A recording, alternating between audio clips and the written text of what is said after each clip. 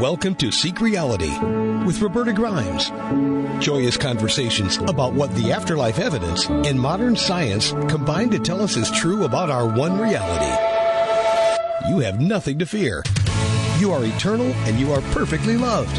Knowing the truth changes everything. Now, here's Roberta. Welcome to Seek Reality. I'm Roberta Grimes, and I'm so happy you're with us today.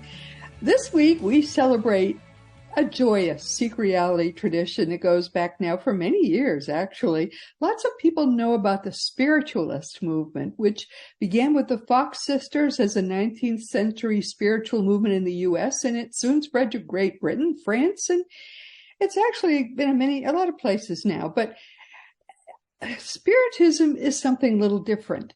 Spiritism also began in the 19th century, but it's based the 19th century teachings of Allan Kardec. And while it's now robustly based in Brazil, it also is a fairly rapidly growing spiritual movement in the U.S. And the U.S. Spiritist Federation is holding its 17th Symposium on September 30th at Portland State University. And it's a little tradition here at Seek Reality for us to help them get the word out every year. This year, the U.S. Spiritist Federation has sent us Peter Hayes to tell us more about it and a little bit more about Spiritism, too. Peter Hayes works at the Spiritist group Love and Light in Newark, New Jersey. He's also the current outreach director of the United States Spiritist Federation, and he's an active participant in the Tri-State Spiritist Federation as well. Peter has published children's books with his wife, who's Betty Rosen, through their companies Semi Fronteiras Press, and with other publishers in Brazil, Colombia, and the U.S. He's got an extensive background in theater. Boy, do I envy that. And he holds a Master's of Fine Arts in Dramatic Writing from New York University. He currently also works in commercial real estate. Peter, I'm so happy you're with us. It's on Seek Reality today. It's great to have you here. Welcome. Thank you, Roberta. It's a pleasure to be here. Are you from Brazil? Are you American? No, I was born in Berkeley, California. Oh, a plain old American. See, this is becoming a more and more, I think, an American movement as well, which is to me kind of exciting because when we started doing this, everyone we talked with was from Brazil. From Brazil, yes. There are more and more Americans who are taking interest in this. I got involved in Spiritism like many Americans because my wife is from Brazil.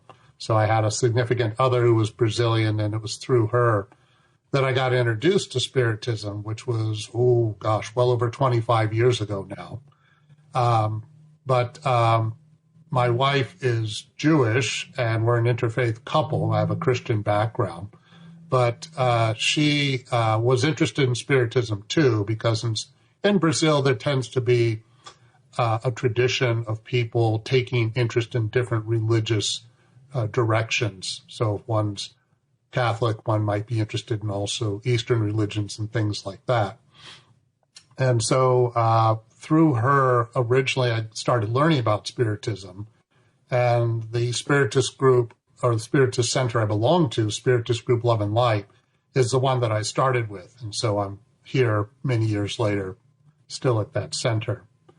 And before that, I didn't have a strong Christian background per se, although many in my family were religious. But I was always interested in the Bible, and I remember taking a class in college on the New Testament, and that when I started reading the words of Jesus, I really became very interested in all of that. It was not the perception that I had of Christianity at all.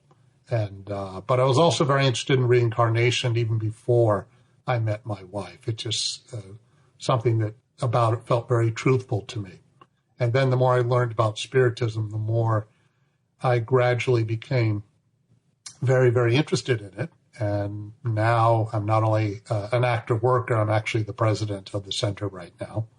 And but I got involved as a presenter.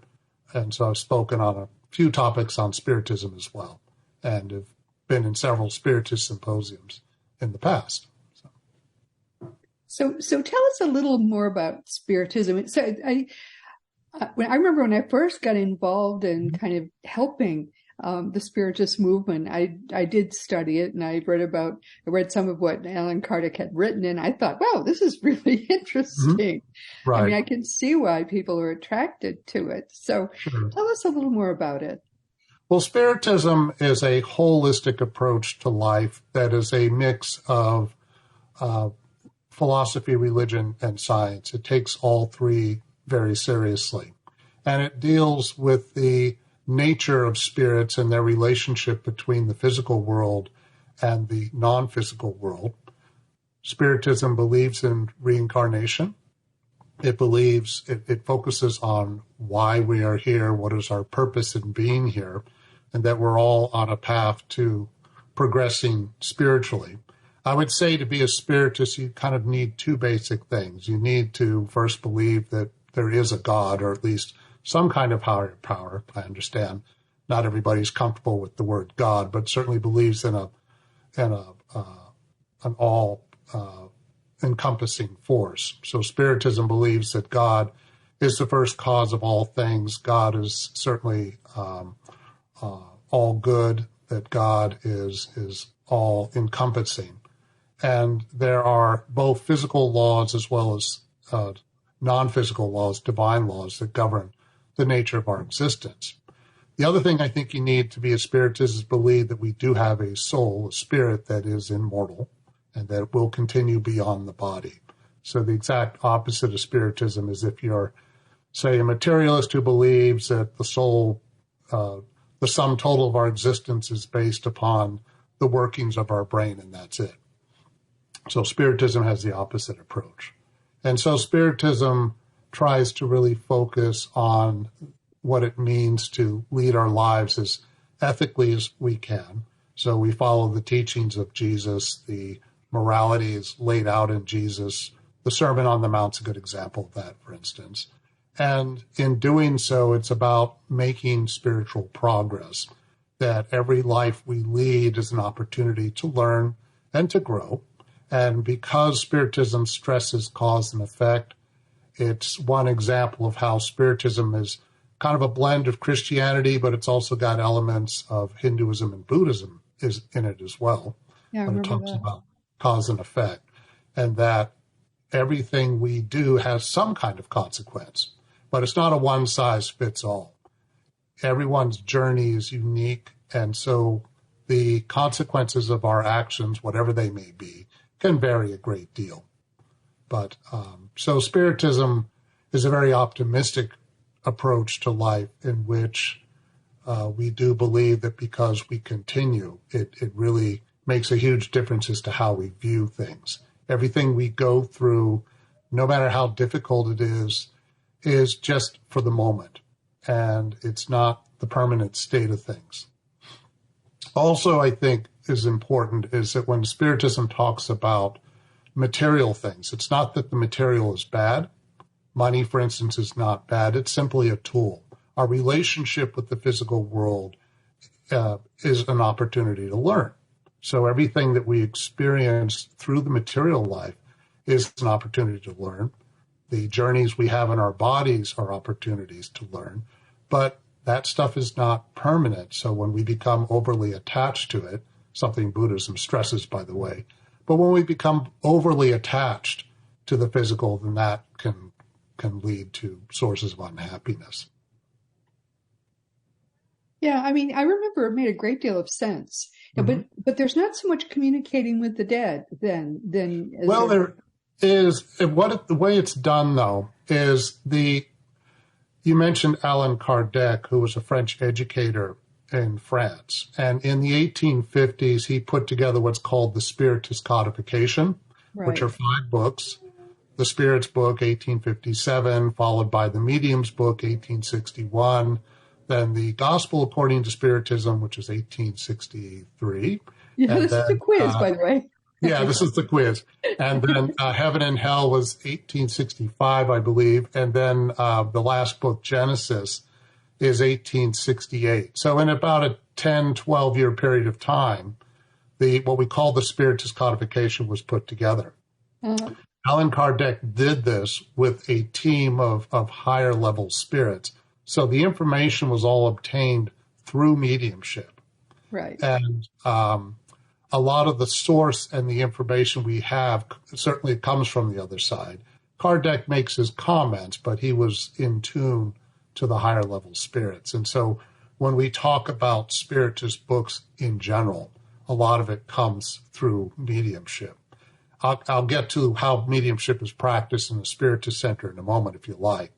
Sure. But just to continue along with an overview of Spiritism, after Allan Kardec, there were other contributors to the books that we now have, especially books in English, on Spiritism. Leon Denis, for instance, was a very respected interpreter of Spiritism from France. He was a little later than Kardec, 1890s, early 20th century. And then I know in the past, when Jasara Korngold and Dan Assisi and Tanya Schwartz were here on your program, they talked about Brazil. And so what happened with Spiritism is that it started taking root in Brazil, I believe it was in the 1880s, and it continued up to this day, and it flourished in Brazil. And there were a number of important works on Spiritism that are now available in English. The medium Chico Xavier, who was considered one of the greatest mediums of the 20th century, psychographed around 490 books in his lifetime, over 60-plus period of doing so. And there's two general Spiritist authors whose works are considered very important, starting in the starting in the 1930s, going up to about the 1960s or so. The first was Andre Luiz, the spirit Andre Luiz, who was a medical doctor in Brazil. And he, Chico Xavier, psychographed, or through automatic writing, produced about 15 books from Andre Luiz that are about life in the spirit world. So it gives rather vivid accounts of what can happen when we cross over into the spirit world. And in some ways, the Andre Luiz books take the content of the Spiritist codification from Allan Kardec, which is a little more abstract at times, and it gives specific concrete examples. And then another spirit that Chico Xavier, the medium Chico Xavier, had a collaboration with was a spirit named Emmanuel, who was really the mentor of Chico Xavier. And many books were produced from Emmanuel. There were a series of novels that focus on the different incarnations that Emmanuel had, starting in Rome when he was a Roman senator, going up through the 19th, or I believe it's the 19th century. And what happened is that all of that illustrates examples of what can happen through the journey of one spirit as it goes through different incarnations. But also, Emmanuel produced several books that are more inspirational teachings, that are interpretations of phrases from the New Testament, phrases from Jesus, phrases from Paul in his letters, and so forth, in their meditations. And those are very short, inspirational teachings.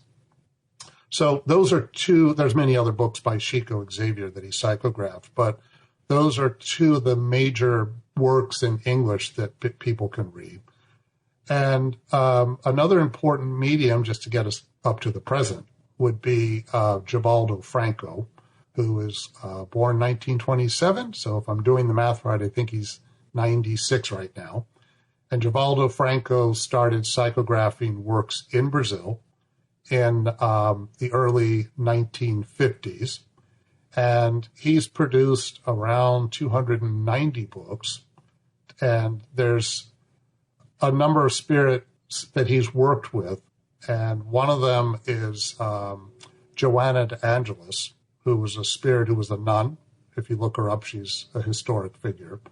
And Joanna de Angelis produced several works that focus on psychology.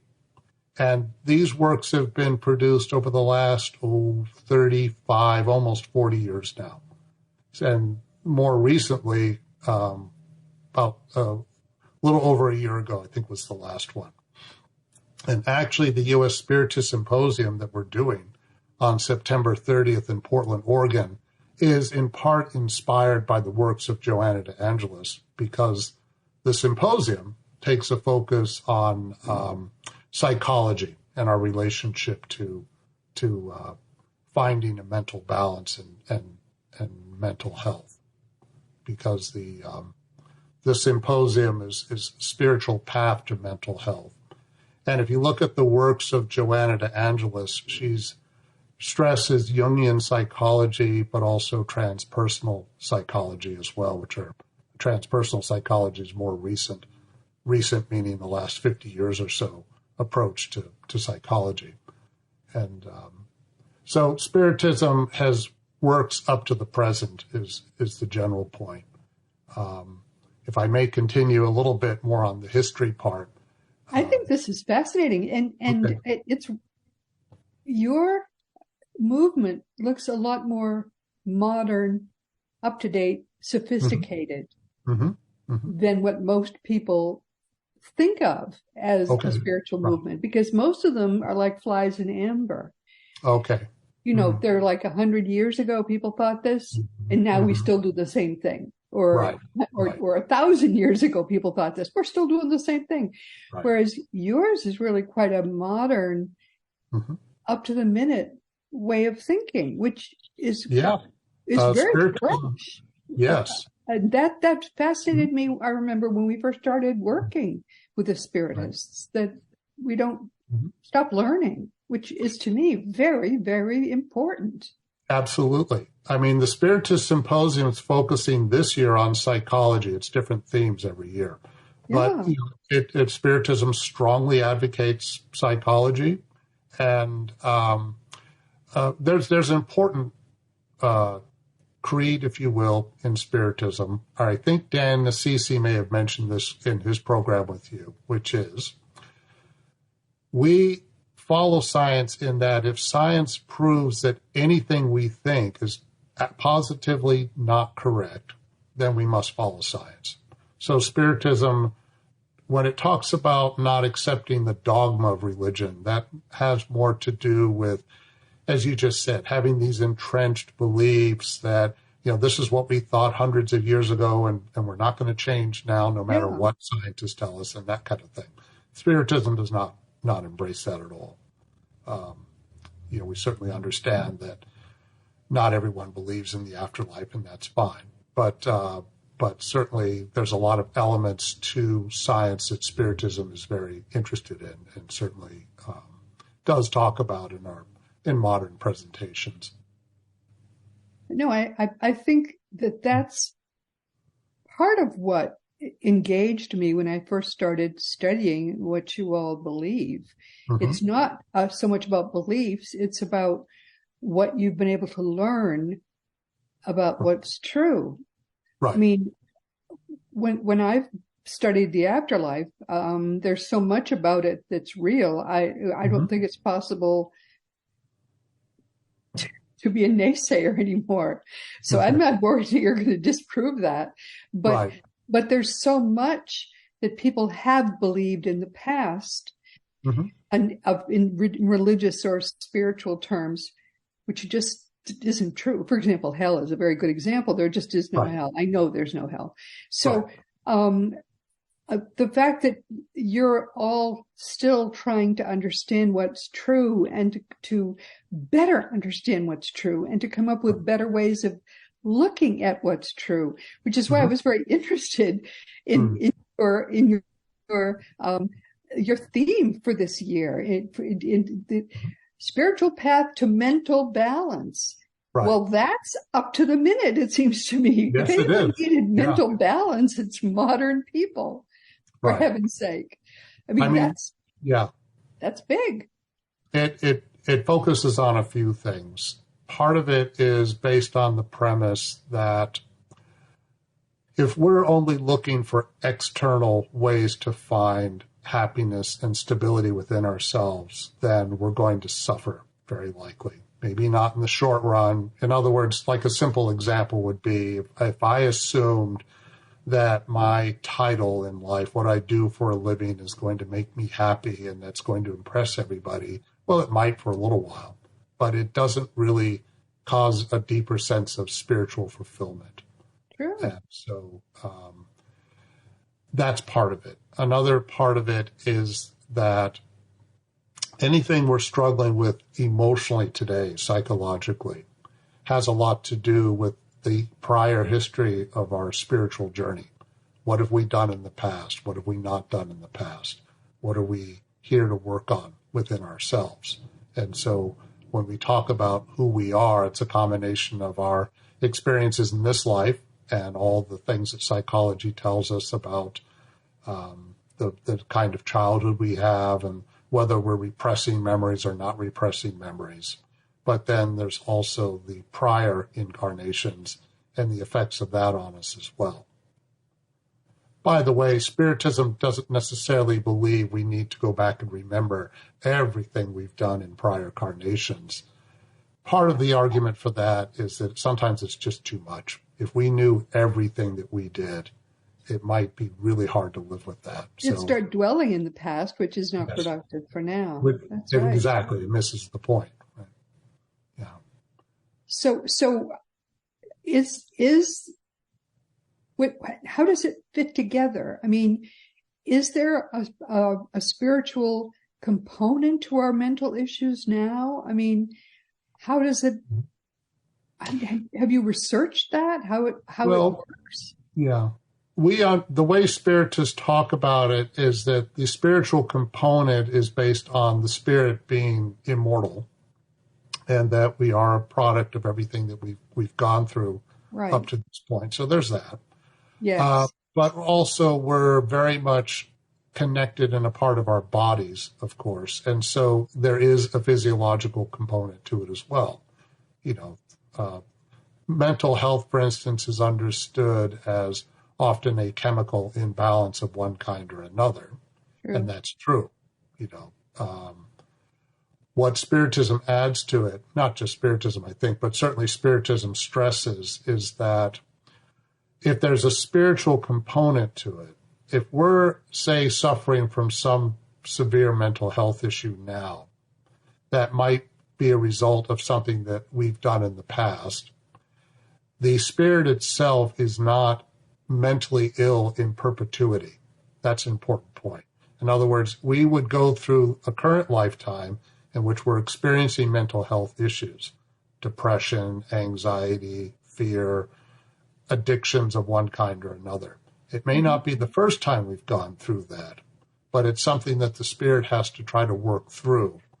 And another thing that Joanna de Angelis, in her books on psychology, which are one of the major inspirations of the U.S. Spiritist Symposium for this year, Joanna de Angelis stresses the importance of consciousness, which of course is what psychologists tell us, right? That we need to have consciousness. We cannot really connect to our higher selves if we don't connect to our lower selves or have enough awareness of it so that it doesn't push us around.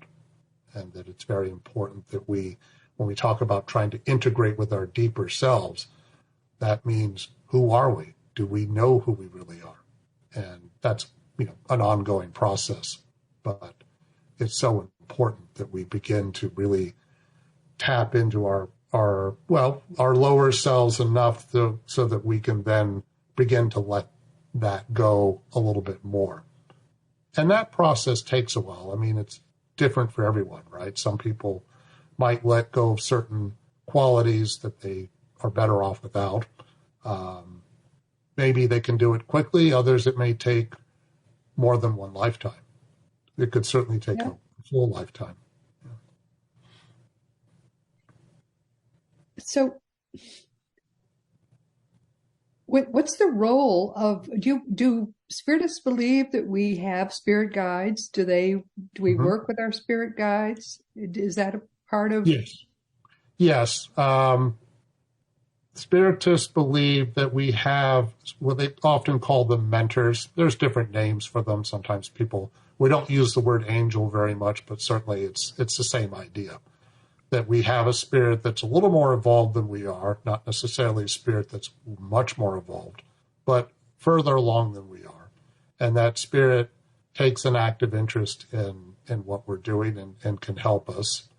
The relationship we have with spirits in general can be kind of a complex one because we are open to often getting suggestions from spirits. The Spirits book makes the point, there's a question, I want to say it's question 459 in the Spirits book, but I may be wrong. But if you haven't memorized all of the right. literature. Somebody will tell me if I'm wrong. But anyway, the question is, do spirits influence our thoughts and our actions? And the answer is more than you might think. Oh, yes. That's right. for sure. So it's that idea. And but it's depending upon what kind of thoughts we have to begin with.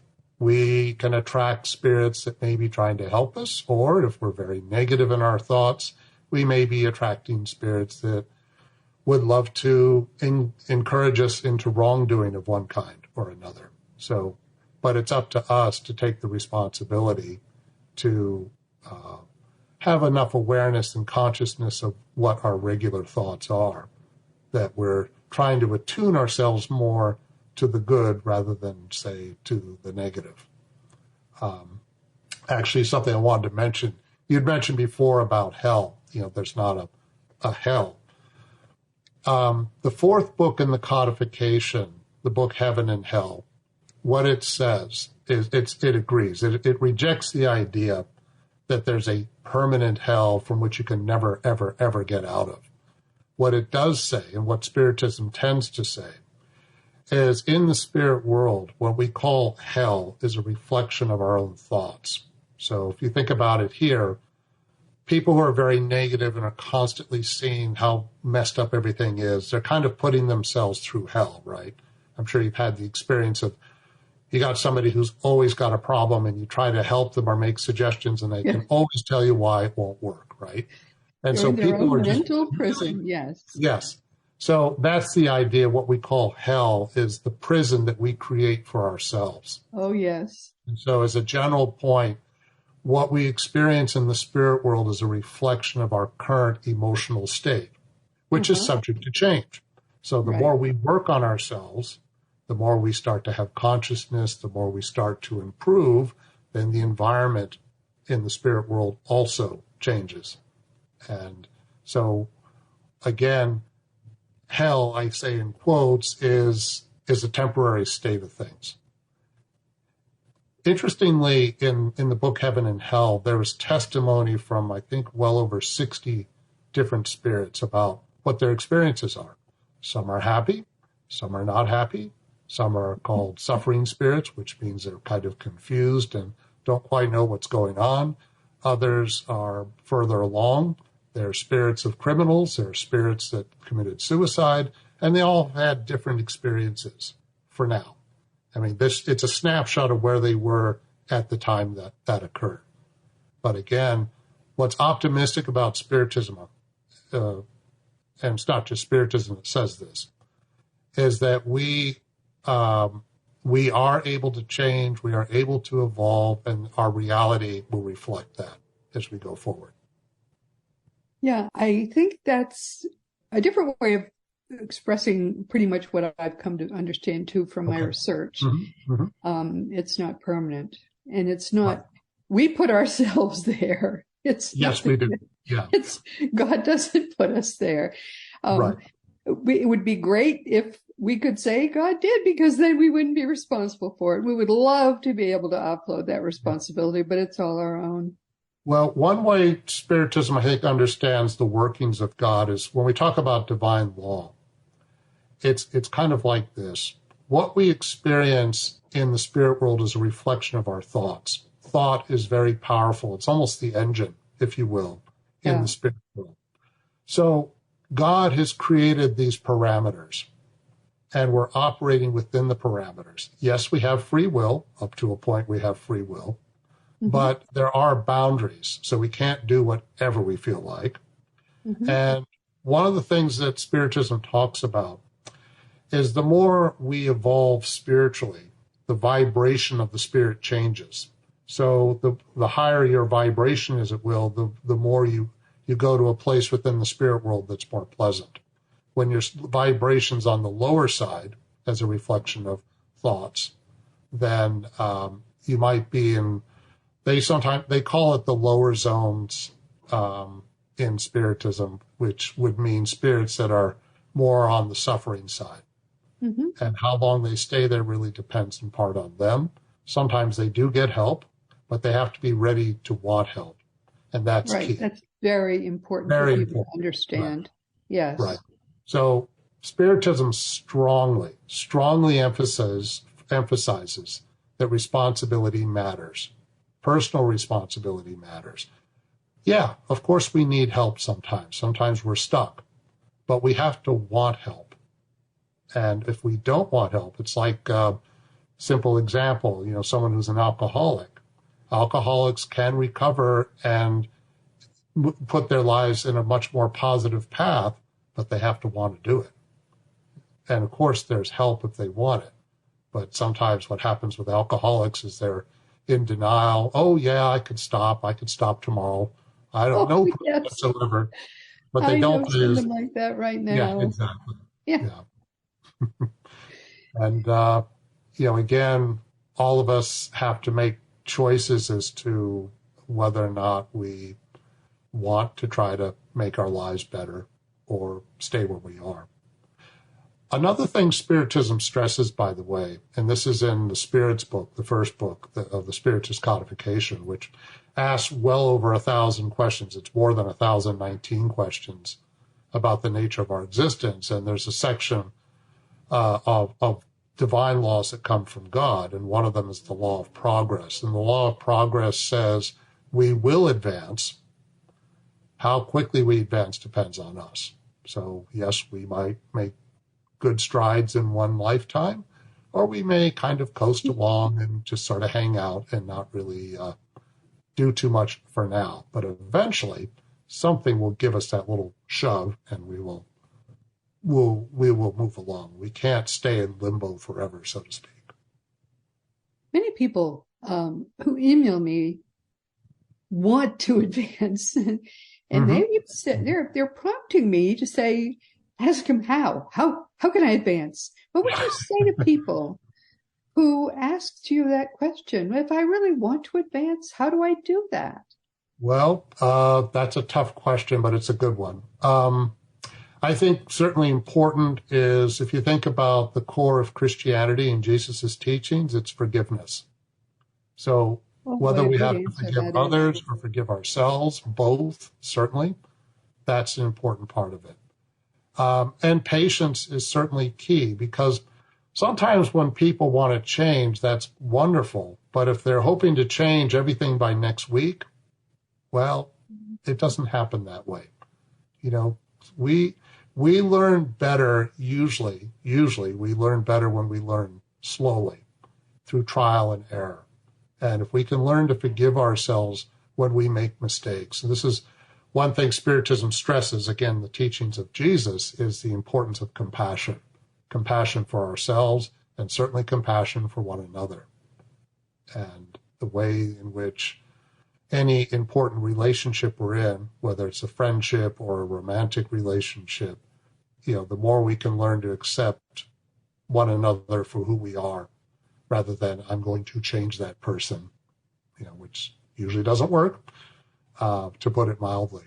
But you can do it mm-hmm. by yourself projecting the mm-hmm. kind of person you hope that they will become.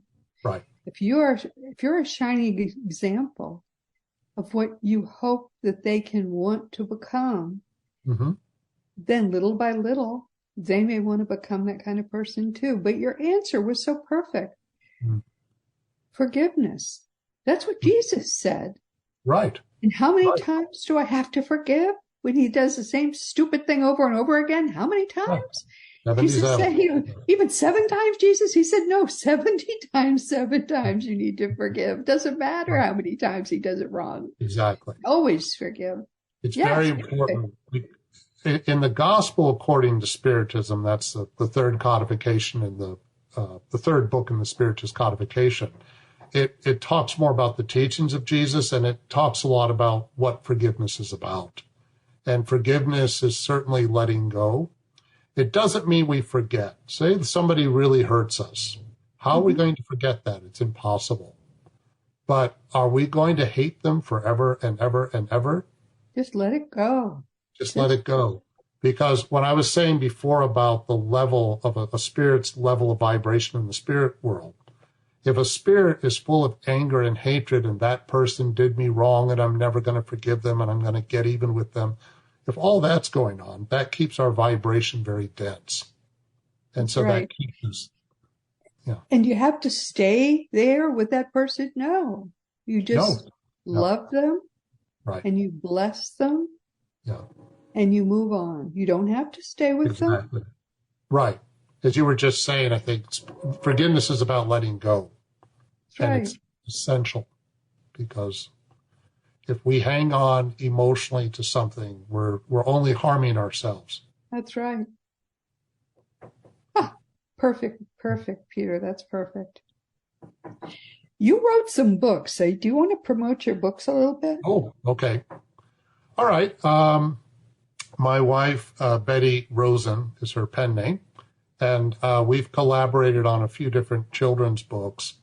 And let's see.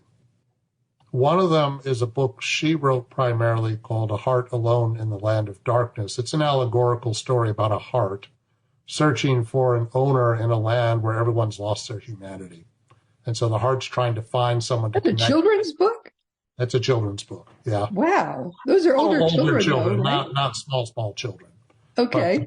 But, 5 and up or so. And it's a story about compassion and acceptance. And wow. And the heart has to learn also to find the right one to connect with and not try to connect with anybody because that doesn't work that way. So that book is about that. We have a book for smaller children. We actually have one that just came out in English. Originally, we had it in Spanish and also in Portuguese, but it's called Gotta Find Froggy, in which we were making fun of ourselves because our son, when he was very small, lost a favorite toy frog of his. And I remember my wife going, "Oh my God, we lost the frog."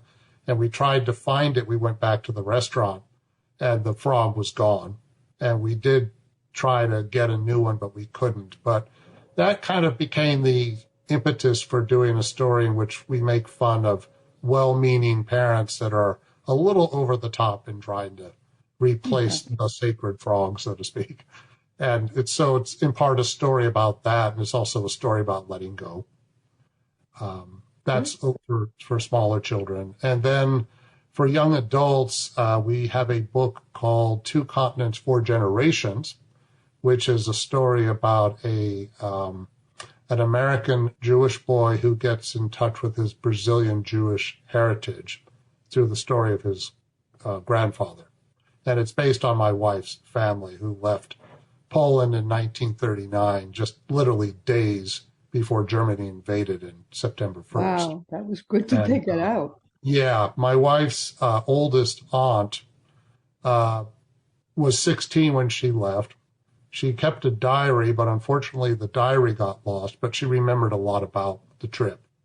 And so she was able to interview her aunt, and we took that raw information and created a historic book that's set in 2 time periods. One's the journey that the family, the grandfather and his family, takes in 1939 from Poland to Brazil, which was dangerous because the Atlantic Ocean was full of German submarine sinking ships at that time. Oh, my goodness. Not safe.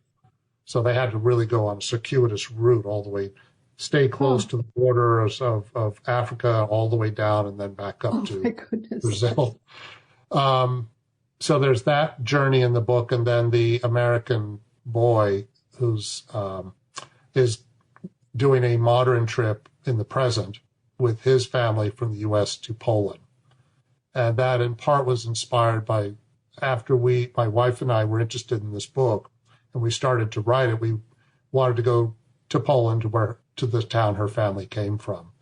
So we learned about the effects of the Holocaust on the small town that her family came from, which was a town called Piasecki in southeastern part of Poland near the border with Ukraine. And it was a town that was about 6,000, most of whom were Jewish. So the town never really recovered from the Holocaust. Were most of the Jews gone then? Yeah. A few escaped, but most were murdered at the Belzec concentration camp, which was near the border with Ukraine. Oh, my. Wow. We met a historian of that town who told us, a great deal of what happened. The other interesting thing about that trip, by the way, was my wife was able to find her father's birth certificate. We also found the grades that he had at the school, because typically the Nazis would destroy stuff, any records they could get their hands on.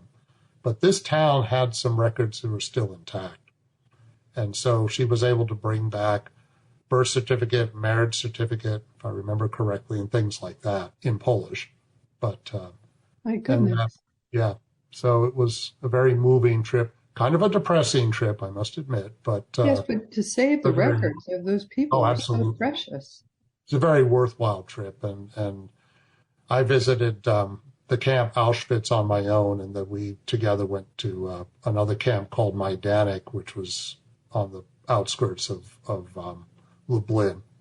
And so I knew a fair amount about the Holocaust before going, but it's an eye-opener to actually. So important to save that memory. Oh, yes. Never forget. Yeah. Absolutely. So our books are on a variety of topics. And then we have actually one book that's kind of a spiritist book, if you will. It's about a spirit of a young woman, a spirit named Annabelle, who wants to incarnate into a particular family. She's got the family that she's watching, but the parents haven't decided if they're going to have a second child or not. So she's prodding them, giving them dreams of a baby. Yeah. Please have another one. Yeah. Well, send me your titles of the books so I can put them in the notes. Oh, thank you. I'm so sorry. This has been so fascinating. Mm-hmm. I think you've told us more about Spiritism even than anybody else has. It's been quite fascinating. Maybe we should do this again. Sure, be happy to. But we've come to the end of our time. Okay. Well, what do you want people to take away from our conversation today? I certainly hope people will support the U.S. Spiritist Symposium if they're able to. Again, it's in Portland, Oregon. It will be. Is it going to be online too? Yes. Okay, so if there's a specific, because I couldn't find it, if there's a specific URL, just send me the URL. We'll put that in the notes as well. All right. I have the general URL for the Spiritists, but I don't have a specific one for this. Information for the Spiritist Symposium is on www.spiritistsymposium.org. Okay. Also, if you go to the website of the U.S. Spiritist Federation, which is www.spiritists.us. Yeah, that I have. Yeah. And then also on YouTube, if you type in U.S. Spiritist Federation, you'll find the several videos that we've done. Actually, something else I'll mention, if I may, real quick, is that the U.S. Spiritist Symposium has been inspired in part, is part of, I should say, a whole program called Psychology and Spirituality, which is happening weekly. It's a weekly podcast-like series on Fridays at 7 p.m. Eastern Time. And every week it's a conversational podcast that focuses on some aspect of psychology from a spiritist perspective. And a lot of it's influenced by the works of Joanna de Angelis, whose works are cited in that series. But it started earlier this year, February, if I remember correctly. And there's now up to, I think we're almost at episode 30, or close to it. And, That's wonderful. Yeah, yeah. a lot of people enjoy seeing videos of that sort of thing. So that'll be great. Yeah, it's very conversational, which is what it's intended to be, and the guests on there are people that are familiar with it, with these books, and it's kind of a free flowing conversation in a way, but it's Great. rooted in this work. Well, consider yourself hugged, my dear. This has been very enjoyable and enlightening. Back at you. Consider And, yourself hugged as well. and everyone, I'm so happy you were with us today. This has been really a lot of fun. And our guest, as you know, has been Peter Hayes. And I think this is great. We're going to have him back again, I think, just to talk about more stuff, because there's a lot we have to talk about still. Meanwhile, this has been Seek Reality with Roberta Grimes. I'm so happy you could be with us today. Please never forget, you are a powerful, eternal being. You never began, you never will end. And when you get that, it changes everything in your life for the better. Next week, our guest will be Annette Marinaccio. She's going to be with us for the second time, because the first time was just not enough. Her handy new book is Your Soul Focus. She was with us, actually, I think at the start of the summer. And we only got through part of her book. She's an accountant. She's a healthcare executive, and her mother-in-law died, and that got her very interested in this field. So out of the blue, she decided to do a lot of research, and then she wrote this book. I don't think anyone's ever done this that I've ever heard of, just out of the blue with such a big field. But she wrote a very good little book. Just the way an accountant would do it. Just the facts. Very simple. When people suddenly have lost someone, what would they need to know? And I thought her book was great. I was so impressed with her and when we basically didn't get through the book, I said, you've got to come right back. I put her in as soon as I could, and she's going to be back next week to basically give us the rest of the story.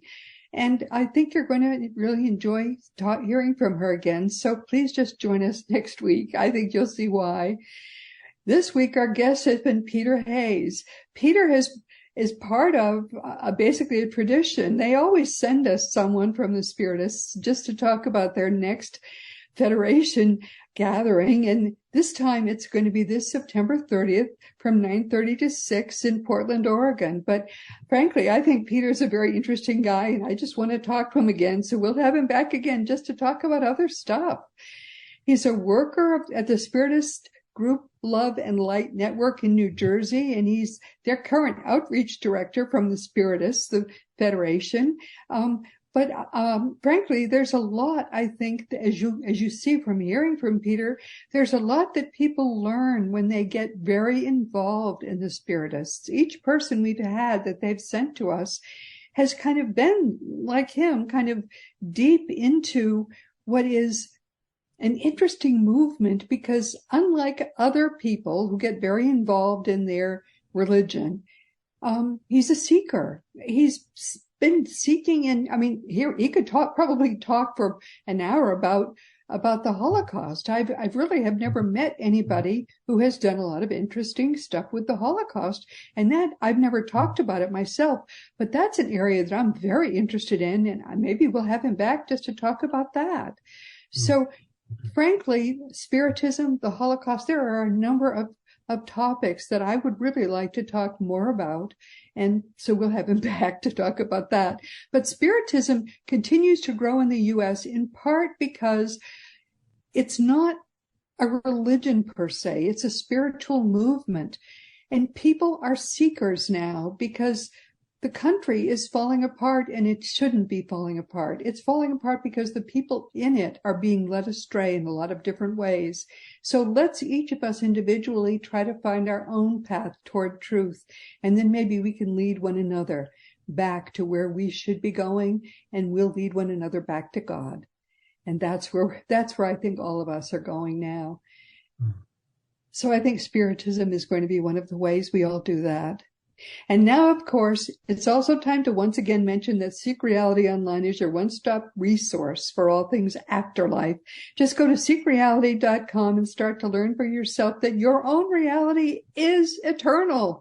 Nothing else about it. It's just eternal. Learn the ultimate truth for yourself from our dear friend Craig Hogan. He's your worldwide expert on all things afterlife. And teachingsbyjesus.com is your single resource for all the beautiful divine truths that are brought to us in perfect love by the beautiful, wonderful, eternal teacher of the truth. And now finally, Emperor Constantine's religion is falling apart, so the original movement of Jesus can finally begin. Teachingsbyjesus.com is the Lord's own religion-free website. It's made by Jesus in perfect love for you.